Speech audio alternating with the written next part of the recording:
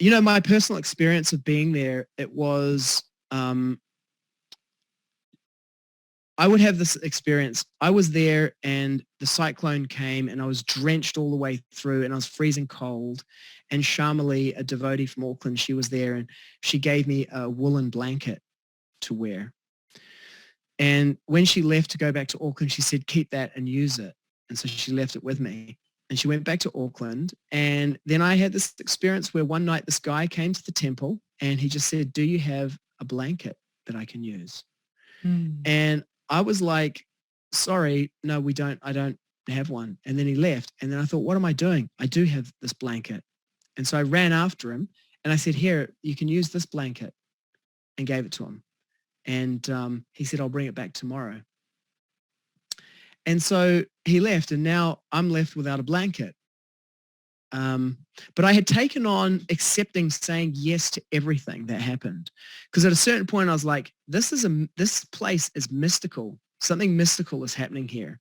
And part of my vision of seeing that was like, the personalities who have come here are not ordinary personalities. And what they are doing is they are performing tapasya.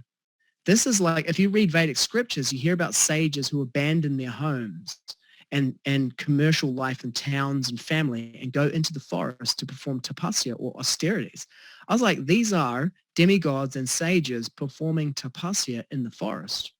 So somehow I've managed to get in here, but my access to participating here is to become the servant of all these great personalities and just to accept everything that they say and serve them in any way that they ask me. So I took that on. This person took my blanket and was now gone. There's no blanket. So now I'm like left without a blanket there. And then someone just came by a couple of minutes later and gave me a blanket.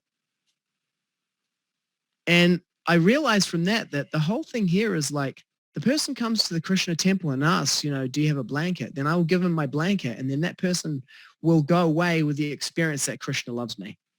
Whether they know it or not, that's their experience of life. Now I'm left without a blanket. What will happen to me? Then suddenly someone comes and gives me a blanket and I'm left with the experience that Krishna loves me. And in this way, if I just held on to the blanket, neither of us would have that experience.